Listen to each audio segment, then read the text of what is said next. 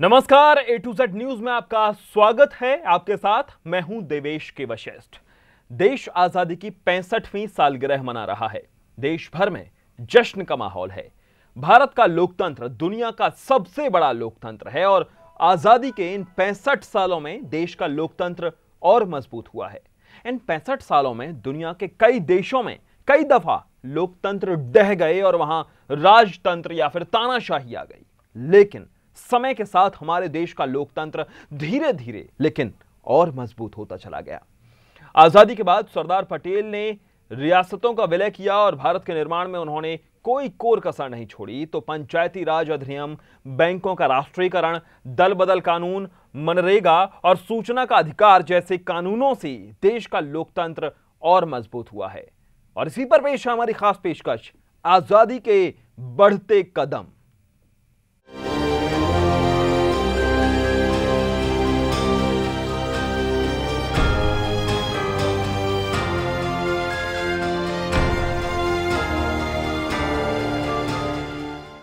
आजादी मिलने के बाद देश के पहले गृह मंत्री सरदार वल्लभ भाई पटेल ने 562 रियासतों का विलय करके देश के लोकतंत्र को सबसे बड़ी मजबूती प्रदान की और दुनिया भर में भारत सबसे बड़े लोकतांत्रिक देश के रूप में उभरा।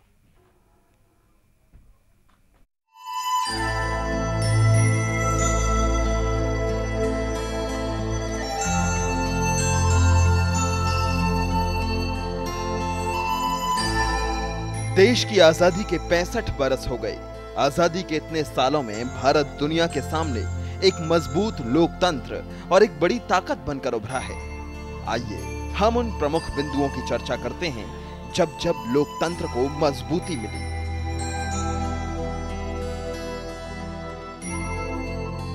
भारत जब आजाद हुआ तो देश के पहले गृह मंत्री और उप प्रधानमंत्री बने सरदार वल्लभ भाई पटेल। पटेल ने लोकतंत्र को मजबूत करने की दिशा में सबसे बड़ा कदम उठाते हुए राजाओं की रियासत को खत्म कर दिया। यानी पटेल ने साफ संदेश दिया कि इस लोकतंत्र में अब राजाओं का कोई स्थान नहीं है, प्रजा ही राजा है। सरदार वल्लभ भाई पटेल ने 562 छोटी बड़ी रियासतों का विलय कर दिया। दुनिया के इतिहास में एक साथ 562 रियासतों का विलय इससे पहले कभी नहीं हुआ था। यह ऐसा होने वाली पहली घटना थी। भारत को सबसे बड़ा लोकतंत्र बनाने के लिए पटेल ने एक रणनीति बनाई। आइए आपको इतिहास के पन्नों से रूबरू कराते हैं। 5 जुलाई 1947 यानी आजादी मिलने से कोई 40 दिन पहले एक रियासत विभाग की स्थापना की गई और इस विभाग की जिम्मेदारी पटेल को सौंपी गई। देश की इन छोटी बड़ी रियासतों का एकीकरण इतना आसान नहीं था। पटेल ने इसके लिए एक अहम रणनीति बनाई, जिसके तहत राज्यों में जाकर राजाओं को तैयार किया ताकि वो अपनी छोटी छोटी रियासतों का विलय देश हित में कर सकें। रियासतों के विलय के लिए पटेल सबसे पहले उड़ीसा पहुंचे। वहां के 23 राजाओं से कहा, कुएं की मेंढक मत बनो, महासागर में आ जाओ। उड़ीसा के लोगों की सदियों पुरानी इच्छा कुछ ही घंटों में पूरी हो गई। फिर नागपुर पहुंचे। वहां के 38 राजाओं से मिले।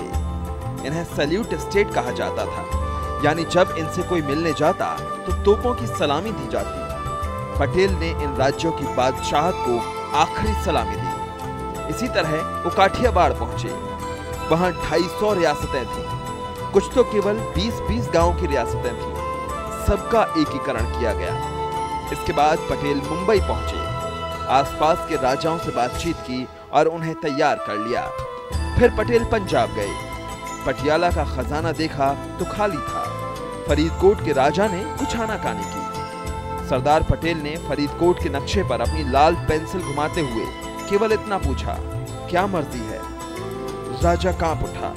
आखिर देश के आजाद होते होते केवल 3 रियासतें जम्मू कश्मीर, जूनागढ़ और हैदराबाद छोड़कर उस लौह पुरुष ने सभी रियासतों को भारत में मिला दिया। इन 3 रियासतों में भी जूनागढ़ को 9 नवंबर 1947 को मिला लिया गया और विरोध स्वरूप जूनागढ़ का नवाब पाकिस्तान भाग गया। 1948 में हैदराबाद का विलय केवल 4 दिन की पुलिस कार्यवाही के बाद पटेल ने करवा लिया। वहीं महात्मा गांधी ने सरदार पटेल को इन रियासतों के बारे में लिखा था। रियासतों की समस्या इतनी जटिल थी जिसे केवल सरदार पटेल ही हल कर सकते थे। पटेल ने देश को एक सूत्र में पिरोने और लोकतंत्र को मजबूत करने की दिशा में 562 रियासतों का एकीकरण करने का सबसे बड़ा कदम उठाया, जिसके चलते आज भारत को दुनिया का सबसे बड़ा लोकतंत्र होने का गौरव प्राप्त हुआ है। Bureau report, A to Z news. देश को आजादी मिलने के बाद राज्य पुनर्गठन की मांग उठने लगी। 22 दिसंबर 1953 को पहला राज्य पुनर्गठन आयोग बना और इस आयोग की सिफारिशों का सरकार ने सम्मान किया, ऐसे माना। इसके साथ ही 60 के दशक में भी राज्य पुनर्गठन का दौर चला, जिससे लोकतंत्र को मजबूती मिली।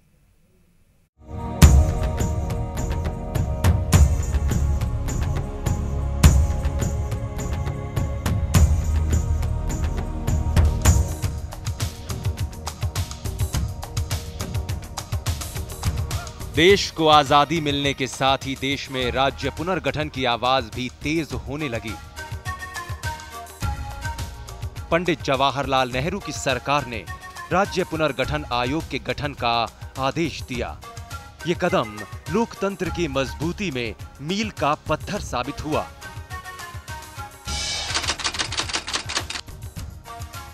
बाईस दिसंबर 1953 में न्यायाधीश फजल अली की अध्यक्षता में पहले राज्य पुनर्गठन आयोग का गठन हुआ।